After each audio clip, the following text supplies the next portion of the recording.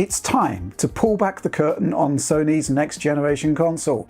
You've had questions, and likely lots of them, since Mark Cerny's Road to PlayStation 5 presentation so many months ago now, and thanks in no small part to the state of the world as it is right now, we've not had the chance to go hands-on with PlayStation 5 until, well, last week.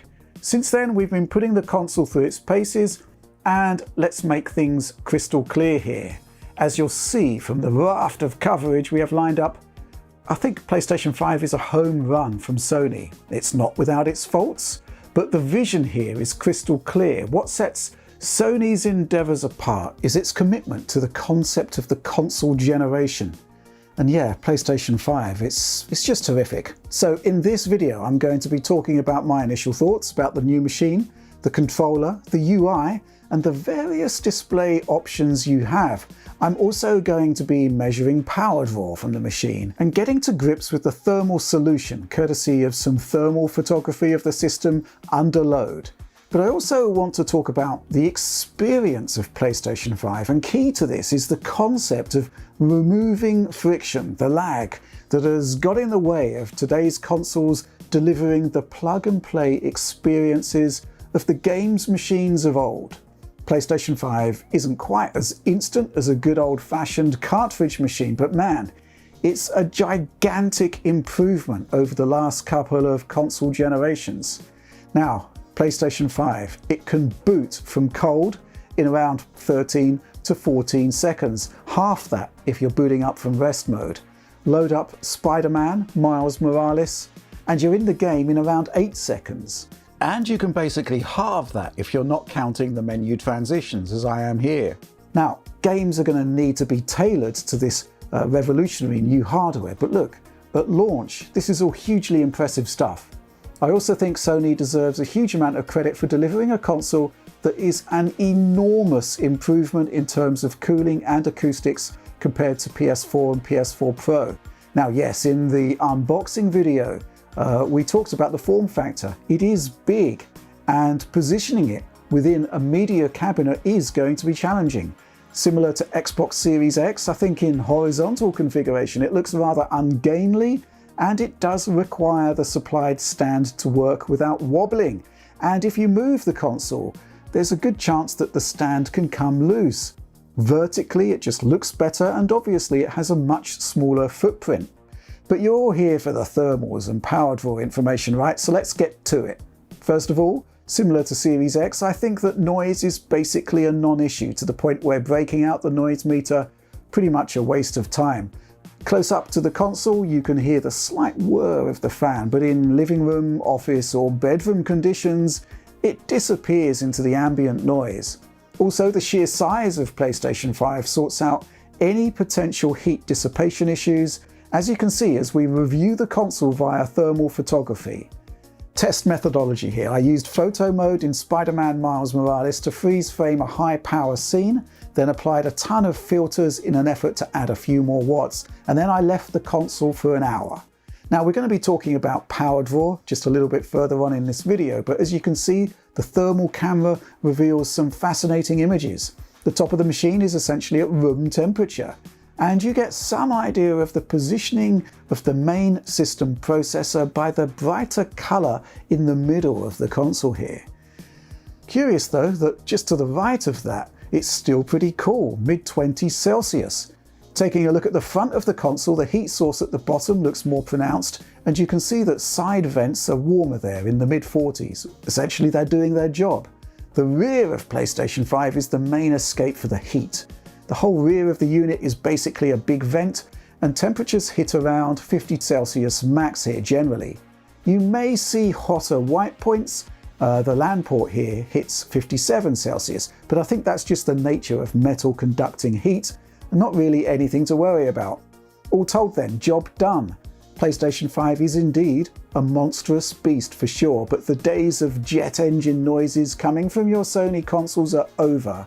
PlayStation 5 is cool and quiet, and that's fantastic. Next up, power draw, and I've synchronized camera feeds of my watt meter with system capture so we can get an idea of what's what with the watt meter. On the front end, power consumption is quite high at 70 watts, but drops back into the 60s. Then, as we boot into Marvel Spider-Man Miles Morales, we suddenly spike to around 200 watts. Interesting figure this, as it's pretty much on par with what we saw with Gears 5 on Xbox Series X. Now, I thought it might be cool to stack up the 4K 30 quality mode with the 4K 60 performance mode. In like-for-like scenes, we're pretty much on par at 195 to 200 watts typically. Does seem to open out a touch with a bit of web slinging though, where the performance mode seems to need more power to get the job done. Now I can repeat that process with Capcom's Devil May Cry 5 Special Edition, where both 4K 30 quality and 4K 60 performance modes seem to push the system hard. Again, we're topping out at around 200 watts, sometimes a little higher, sometimes a little lower. PlayStation 5's SoC is based on the idea of a boost clock with a fixed power limit, and the evidence suggests that total system power consumption without factoring in attached peripherals and such is at the 200 watt level. So yeah, as expected, don't be concerned about the 350 watt power supply in the machine. To put that 200 watts into perspective, God of War on PS4 Pro draws about 170. Interestingly though, Astro's Playroom, obviously it's a simpler game and you can see that reflected in the power draw here, but it can spike a little higher in busier scenes. Back compat power draw next. First of all, here's Rise of the Tomb Raider in 4K 30 mode, running a cutscene we can repeat on PS4 Pro and PS5 in compatibility mode. The efficiency gains here are simply excellent. PlayStation 5 is delivering the same workload as PS4 Pro, and sometimes it's requiring 40 watts less to get the job done. Let's take a look at NAC running in PS4 Pro high resolution mode. A curious title choice for sure, but the bottom line is that on PS4 Pro this can drop below 30 frames per second, while on PS5 it's locked 60 from start to finish. Even so, despite almost doubling performance and often exceeding that, PlayStation 5 still draws significantly less power than PS4 Pro, just as we saw in our Xbox Series X power draw and thermal analysis. That's the power of the 7nm silicon right there. So I want to speak a bit about the DualSense controller. You can get most of my thoughts in the PS5 Series X unboxing video, but I wanted to try to convey how good this controller is in a video. And this is difficult because the idea of haptic feedback, resistive triggers, you've got to feel it. Me telling you about it isn't really going to cut the mustard. But well, I can try to simulate the effect for you by recording audio from the pad only. Now yes, there's a speaker in the controller, but I'm resting the DualSense on a solid desk here, and the haptics present almost like a subwoofer. We're converting vibrations into low-end sound here. Okay, so headphones will really help with this. First of all, listen to this. As Astro lands on the ground here, you can hear the bumps, but I'm actually feeling them. The sound is significant, but only because the feel is.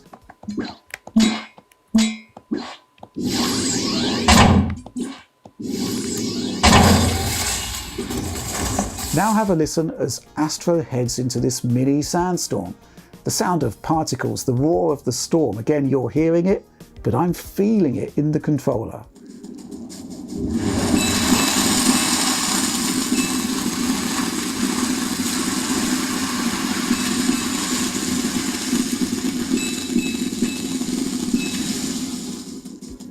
Now let's try something else. The sound here of Astro's metal legs skating over the ice. Again, at the risk of repeating myself, you're hearing it, but I'm feeling it. That punchy low end there, that's all sensation that you'll feel in your hands from the DualSense controller.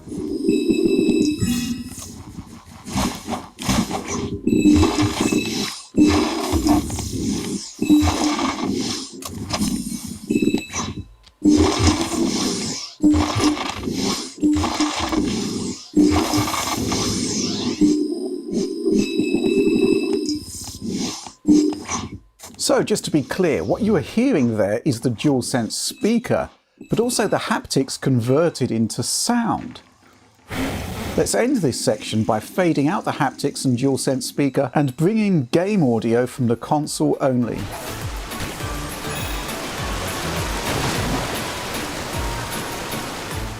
But let's move on and look at the user interface and your display options, including HDMI 2.1 features. Let's just say that I love the interface. It feels futuristic, state-of-the-art, premium, next-gen. So yeah, recently Sony put together a presentation highlighting its innovative card system, easy ways to get you into the game, to promote discovery. But man, just the nuts and bolts of the UI are beautiful. Yes, it's a 4K native interface, but it's running throughout in HDR and looks simply terrific. The iconography for each game and background artwork are of a similarly high quality, and I love the way that back-compat titles in SDR are mapped into HDR space, which looks particularly impressive on an OLED display. John's already published a UI tour on the channel, so for the full breakdown be sure to check that out, but I'd like to highlight some basic stuff that caught my eye. And yes, we're going to be answering some FAQs. Now, Microsoft has garnered plaudits for its quick resume system that effectively employs save states for various games, dumping system memory to SSD, then bringing it back in and getting you straight back into the experience. Now, bottom line, PlayStation 5 does not have this. The closest you'll get is the switcher in the dock at the bottom. It's not really the same thing, and its utility is limited. It's like a fast boot, a shortcut if you like. And yeah, SSD space is at a premium on the PlayStation 5 with 667 gigs of available space, so presumably no room for a quick resume like cache. Next up, let's talk about display options, because this has been a matter of much debate. First of all, HDMI 2.1. Yes, PlayStation 5 supports it. Yes, the HDMI cable you get in the box is good for 4K bandwidth at 120 Hz. Here's a look at the screen and video menu. Looks pretty familiar if you're a PS4 owner, right? On my capture device here, we are limited to HDMI 2.0, so no next-gen display features here. But as with PS4, you can view video output information so you know what formats your screen supports that PS5 can tap into. 4K video transfer rate? That's new, but it's all about chroma subsampling. 422 correlates to -1, 420 to -2. You'll get an ever so slightly reduced level of image quality if you opt for those. But really, it's HDMI 2.1 we really need to test, and that's where this beast comes in. It's LG's 75 Nano 99 display based on its nanocell technology. It supports all of the major HDMI 2.1 features, from 4K to 120 Hz to variable refresh rate right up to native 8K. And here's the thing, with the review firmware we have, HDMI 2.1 features kinda begin and end at 4K 120 Hz. The console may well have 8K labeling on the packaging, but as you can see here, we are limited to 2160p output only, 4K. Dipping into the video output information screen, you can see that we have the full range of HDMI 2.1 features, though 120 Hz is limited to 422. But yeah, no 8K and no mention of VRR. Dipping into LG's setup menus, you can see that we've enabled the HDMI port for full 8K, but right now it's clear that PlayStation 5 simply doesn't support it. No big deal, I think, in the short term, but more disappointing, I think, is the apparent omission, for now at least, of variable refresh rate. Maybe it has to be enabled on a game-by-game basis, but right now, I see no way to get access to this brilliant feature, and that's a shame. Another omission is ALLM, Auto Low Latency Mode. Plug in an Xbox Series console or an NVIDIA RTX card and ALLM kicks in, automatically switching the screen to low latency mode, game mode. And here's the thing, for PlayStation 5 on my LG screen at least, I had to do this manually. Not a big deal again, I guess, but I do wonder how many prospective PS5 gamers won't be aware of game mode and will have a laggier experience overall because, well, they haven't selected game mode manually on their screen. So plus and minus points really. I just can't get over how beautiful the front-end UI is. You get the functionality of PlayStation 4 and more, plus the beauty and aesthetics, more reminiscent I think of the old PlayStation 3 UI. I think it looks and feels great, super modern, next level stuff. Minus points? Pretty basic HDMI 2.1 support, it has to be said, and no customization beyond HDMI spec, which leads me on to another FAQ. Support for desktop monitors, specifically 1440p displays. So here's my PS5 plugged into my AOC AG271QX, an old but good 1440p screen, supports FreeSync over HDMI with the widest VRR window I could find. Variable refresh rate works great on this one with Xbox One and Series X, but on both HDMI ports, this is what you see with PlayStation 5. Essentially, you're topping out at just 1080p resolution. Looking into the video output report screen there, and well, not much going on. Mileage may vary with other screens, of course, but my suspicion is that only HDMI 2.0 or 2.1 1440p screens will support higher resolutions than 1080p, and even then it's going to be downscaled from 2160p. Here's the same screen running with Xbox Series X. 1440p is selectable as a display resolution, but unfortunately I cannot access higher refresh rates than 60Hz. I do have access to VRR though. So clearly 1440p over HDMI is possible. Xbox is doing it. It's just not in the PS5 feature set right now. So look, there's much more to cover, but we're going to be breaking that out into separate videos. I'd highly recommend checking out the backwards compatibility content. Let's just say that in almost all of the games we tested, we saw the full advantage of the Zen 2 CPU cluster and the 10.3 teraflops of GPU compute, all of that deployed on older games. What this means is that just like Series X, games that don't hit their performance targets now do so easily, producing some transformative experiences in many cases. So yeah, Sekiro, Shadows Die Twice, 1800p checkerboard, it's now a totally locked 60 frames per second. Dark Souls 3, 1080p 60, no problem whatsoever. Crysis Remastered, 60 frames per second in performance mode, and it's terrific. Sony is also deploying some patches to existing games, and it's been amazing for me to play games like Days Gone and Ghost of Tsushima as full 60 frames per second experiences. Sony has not exactly been hugely forthcoming about its backwards compatibility plans, but by and large everything works beautifully. John's blown away by a 60 frames per second knack experience, and well, come on. Killzone Shadowfall, locked to 60. It's a perfect opportunity to go back and play a game that I still rate as phenomenal. So look, obviously, there's still more to share, clearly, but I've tried to cover off all the FAQs in this one, and really now, it's about the quality of the games. Astro's Playroom comes with the system. It's very special, and I really do recommend you experience it. And Marvel Spider-Man Miles Morales, well, John's got content for you right now on the channel. But in the here and now, I'm loving what I'm seeing from PlayStation 5 so far. It really is a well put together, almost beautiful experience. It feels special, it feels premium. And it's doing things I've never seen or rather felt before, while software like Miles Morales just feels state of the art. Seriously, if you told me we'd be getting such a well-realized implementation of ray tracing in a mainstream games console a couple of years ago, well, I just wouldn't have believed you. But here it is, and it works, and it's beautiful.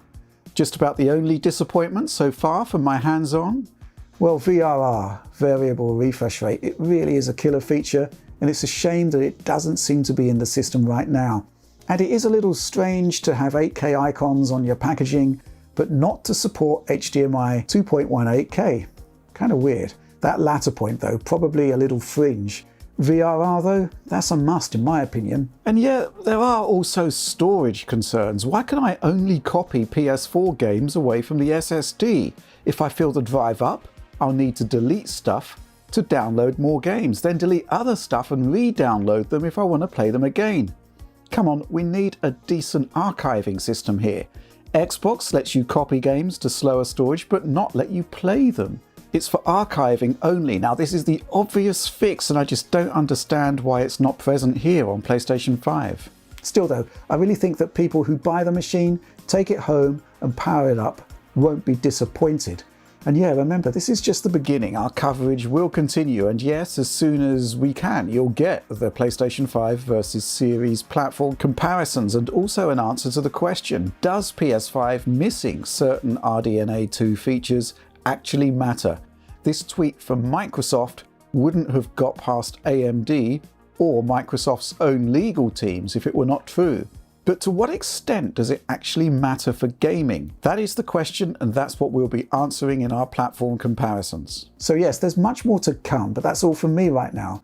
Please do like, subscribe and share if you enjoyed the work, and ring the bell for instant notifications from Digital Foundry.